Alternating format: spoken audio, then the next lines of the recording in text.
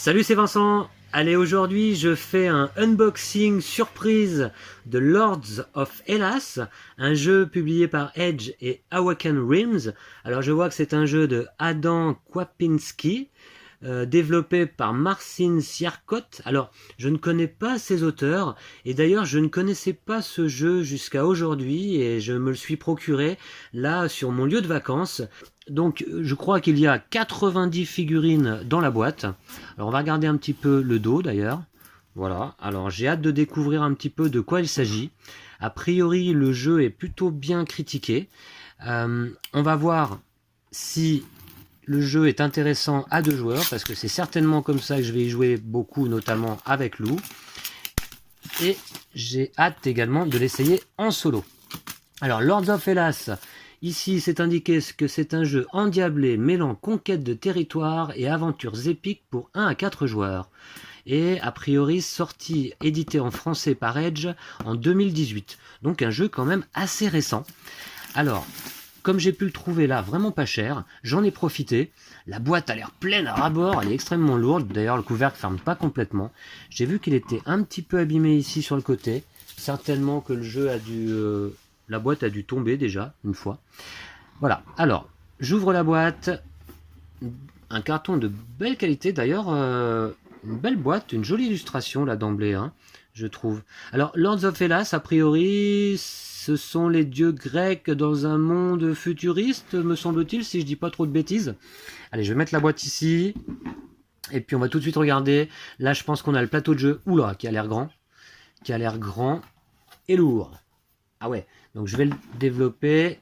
On va voir un petit peu de quoi il en retourne. Ah oui, le plateau est immense. Ok, je le déplie de mon côté et j'essaye de vous présenter ça.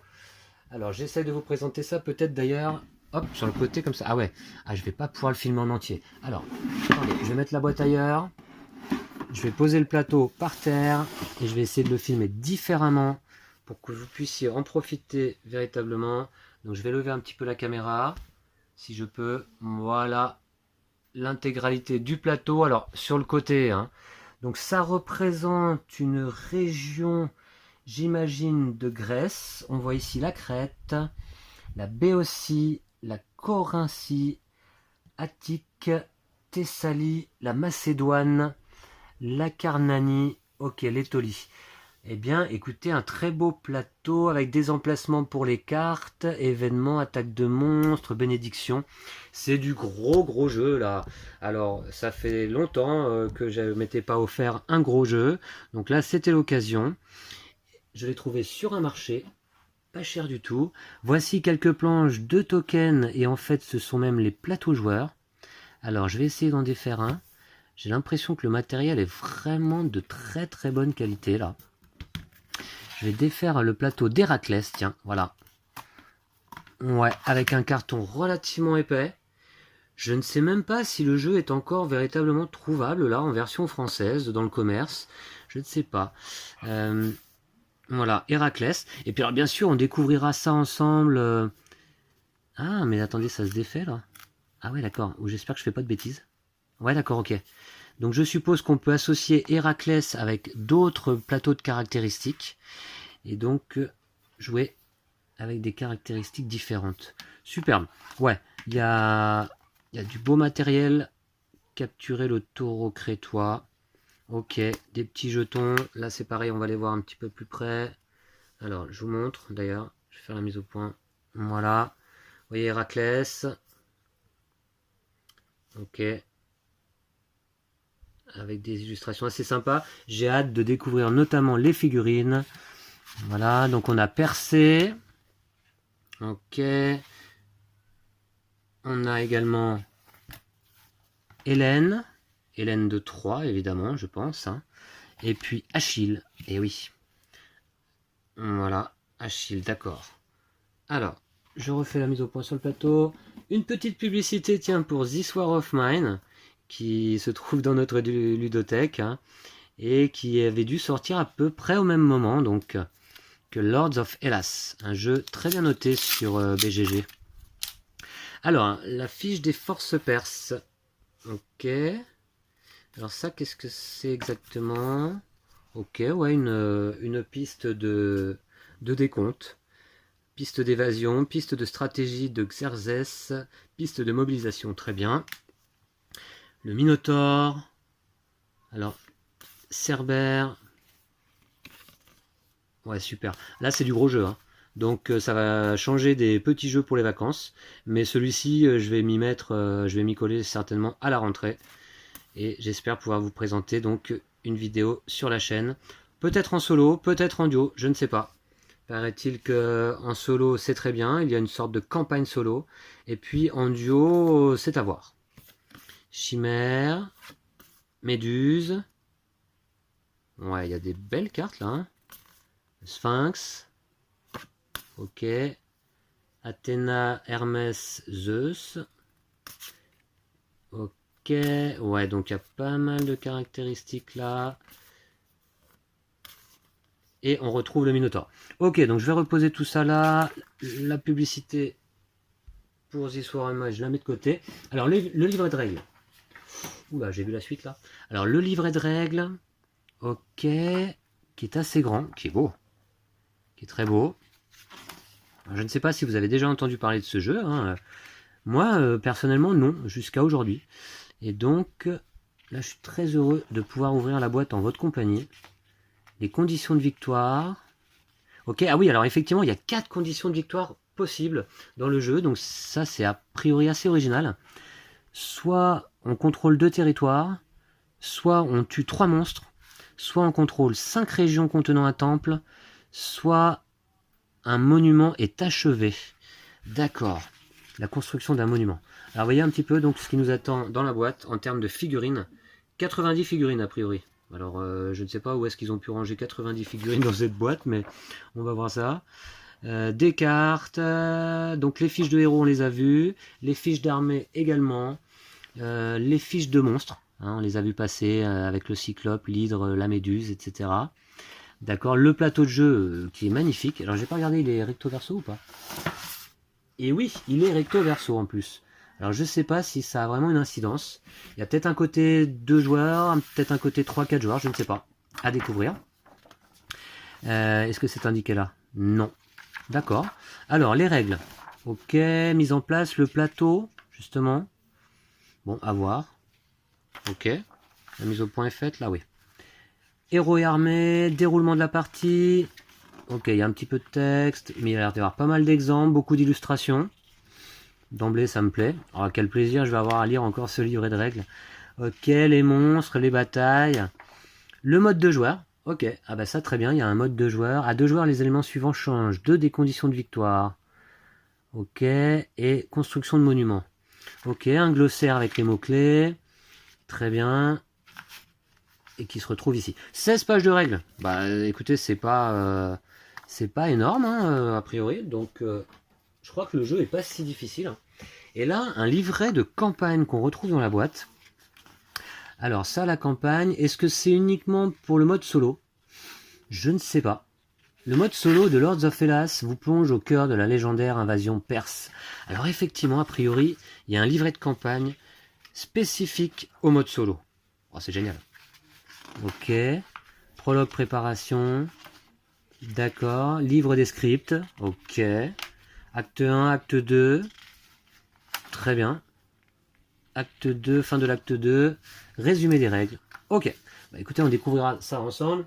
Et alors là, évidemment, je vais rapporter la boîte du jeu là, devant la caméra, puisque voyez ce qu'on y découvre.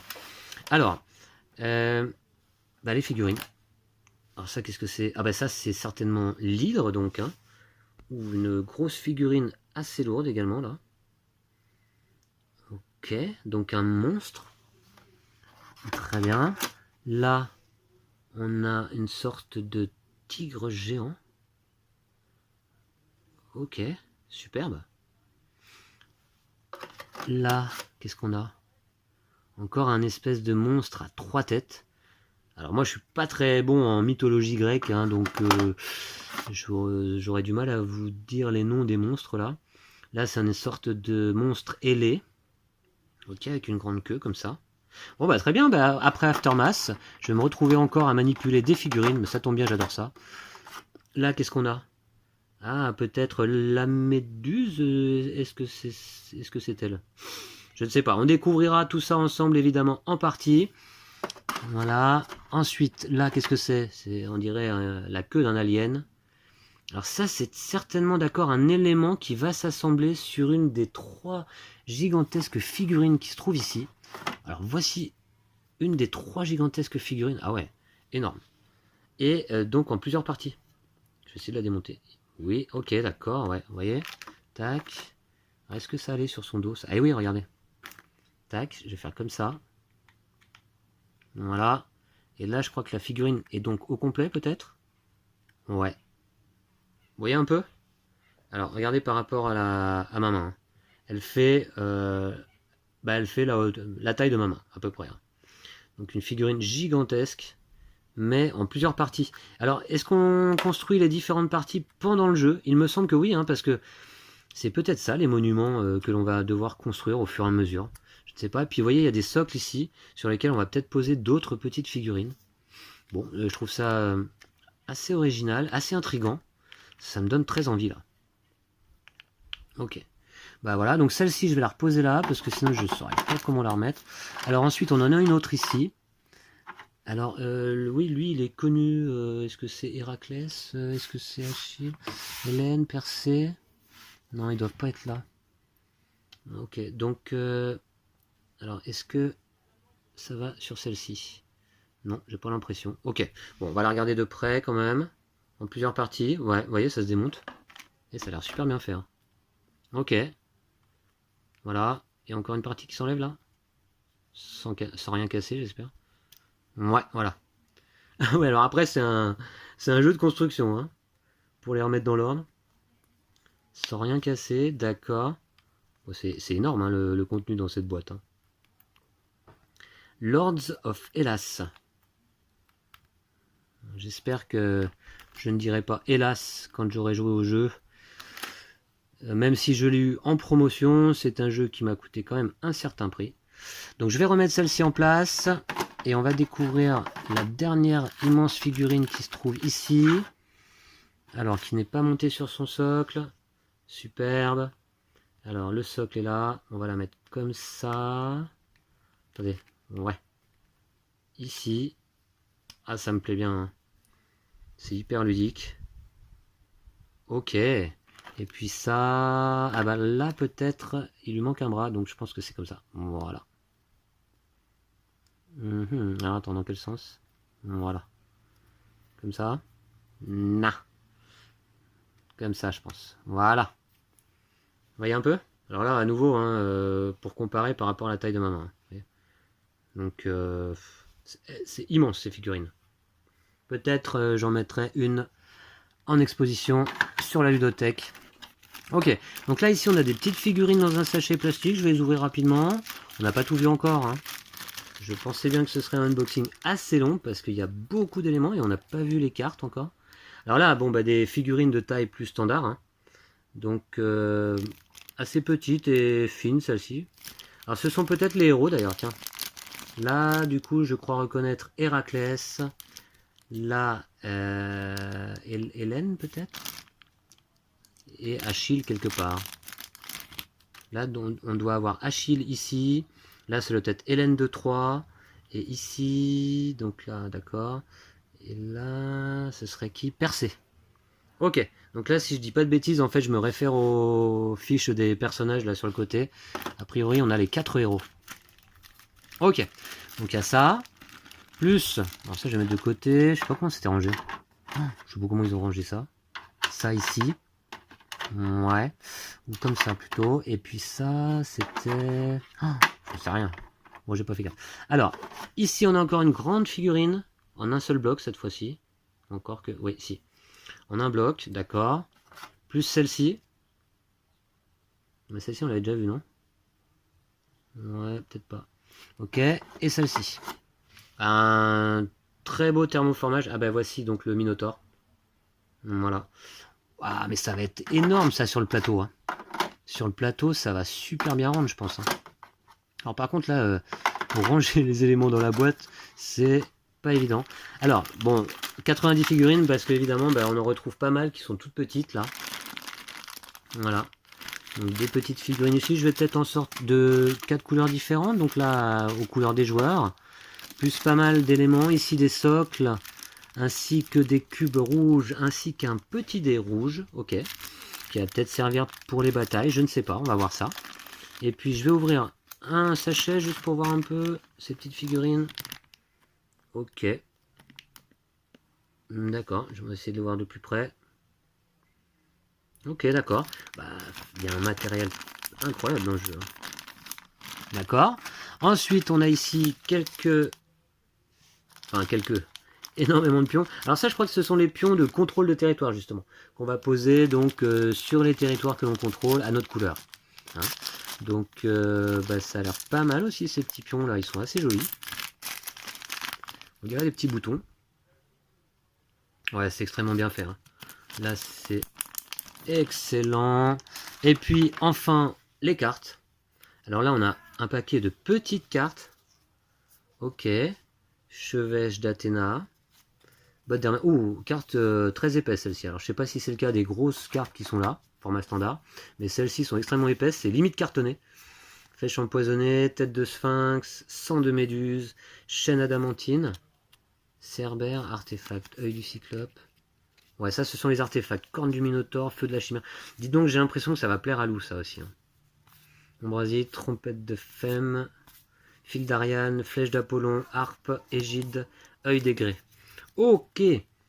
Alors, je me dépêche un petit peu parce que vous voyez, il y a beaucoup de matériel. Et ici, pour publier les vidéos sur YouTube, c'est pas évident parce que je me trouve en province et le réseau internet est très mauvais. Donc, bah, pour vous donner un exemple, quand je publie une vidéo de 15 minutes, comme la vidéo de Kunumi par exemple, eh bien, ça prend 4 heures de publication. Alors, je veux pas être trop long. Attic Méduse. Mais dites donc, les cartes là sont vraiment d'excellente qualité. Hein. Elles sont très épaisses. Vous voyez, je sais pas si vous arrivez à voir, mais c'est presque du carton. Hein. Cyclope. Alors là, ça, des cartes d'événements. Qu'est-ce qu'on a? Ok. Attaque de monstres. Oh, il y a un matériel de folie. Carte de combat. Ok. Événements, d'accord. Ok, ok. Très bien. Alors, celles-ci se ressemblent, par contre, en termes d'illustration. Mais elles n'ont pas les mêmes caractéristiques, par contre. Ok. Donc ça, ce sont les armes. On a vu. Carte de combat. Attaque sauvage, assaut. Ouais, je connais très peu de choses à propos du jeu. Hein. C'en est un que je me suis offert là un peu sur un coup de tête. J'ai rapidement regardé déjà ce qu'en pensait BGG et quelques utilisateurs. Et puis j'ai regardé vite fait une vidéo sur les règles avant de me le procurer. Voilà. Donc, manœuvre d'étranglement. Alors ça c'est quoi tout ça là? Encore des événements. Avec des cartes encore de la même qualité. Hein. C'est-à-dire hyper épaisse quoi. Temple. Ok. Bénédiction. Qu'est-ce que c'est ça? Bénédiction encore. Et des bénédictions. Ok. Bon, mais il y en a un paquet en plus. Manœuvre d'étranglement. Morale inflexible. Ok. Ça ressemble un petit peu. Alors ce sont des bénédictions, mais ça ressemble un petit peu à des cartes d'événements. On va voir. Ah, j'ai tellement hâte de lire les règles là. Et de découvrir ça. Alors je vais lire les règles ici en vacances, mais ouais, je vais peut-être me faire une petite partie solo quand même en vacances, on va voir si j'ai le temps, c'est pas dit. Mais sinon je découvrirai ça plus en détail et plus en longueur, donc à mon retour chez moi. La reine des Amazones, à la recherche de la toison d'or, la chasse de Calydon, les bœufs de Gérion, capturer le taureau crétois, sauver Prométhée. Nettoyer les écuries d'Augias et des Atlas. D'accord, ok. Ben, vous me direz dans les commentaires si vous connaissez déjà ce jeu ou si vous en avez simplement déjà entendu parler. Alors je vais peut-être pas tout mélanger là, si. Attendez. Les événements vont avec les événements. D'accord, ok. Je vais mettre les deux paquets à la suite. Ce qui représente, vous voyez, un énorme paquet de cartes. Je sais pas combien on a exactement. Voilà, et je crois qu'on a fait le tour, je pense. Je vais regarder quand même sous le thermoformage si on a quelque chose. Ah ouais, thermoformage extrêmement lourd d'ailleurs. Hein. Et qu'est-ce qu'on a en dessous? Que dalle. Ok, donc là j'ai fait le tour. Et tout ça c'est très lourd parce que rien que le paquet de cartes, je vous dis, vu l'épaisseur des cartes, est relativement lourd. Et on a une très belle boîte que je vais essayer de pas abîmer là. Voilà. Et vous voyez, même sur le côté de la boîte, il y a des illustrations superbes. Ok. Alors, je m'essuie un peu parce qu'il fait extrêmement chaud là où je me trouve. Ok, superbe. Oh là là, quel plaisir. Alors, je vais peut-être mettre ça de côté pour qu'on revoie ensemble le plateau, qui était vraiment superbe, avec des belles couleurs. Et là, c'est un plateau gigantesque. Voilà, ok. Bah écoutez, je crois qu'on en a fini là pour ce unboxing, surprise. Et voilà, donc on va revoir la boîte ensemble. Lords of Hellas, publié par Edge, et Awaken Realms. Alors Awaken Realms qui sort aussi prochainement là en français, le fameux Tainted Grail. Alors on va voir ça peut-être aussi ensemble. Mais d'abord pour l'instant, Lords of Hellas à la rentrée sur la chaîne, certainement. Voilà, donc je vais vous laisser là pour cet unboxing.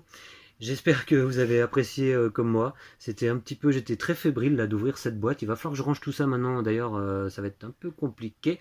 Mais surtout, je vais m'atteler à lire les règles ainsi que le livret de campagne là pour découvrir un peu ce mode solo. Superbe. Voilà, magnifique.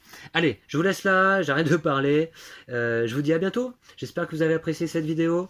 Si c'est le cas, n'hésitez pas à vous abonner si c'est pas encore le cas là sur la chaîne.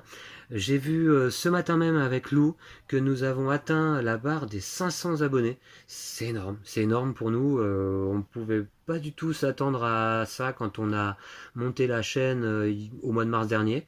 Donc ben, on vous remercie énormément. Bon là Lou n'est pas avec moi, il est avec ses cousins et cousines. Mais ben, je vous remercie en tout cas moi beaucoup. Ça me touche énormément de savoir que ce qu'on vous propose bah, plaît à un certain nombre de personnes. Et on a beaucoup de commentaires vraiment très positifs. Donc c'est génial. Ça me donne vraiment envie de continuer et de m'investir dans cette chaîne.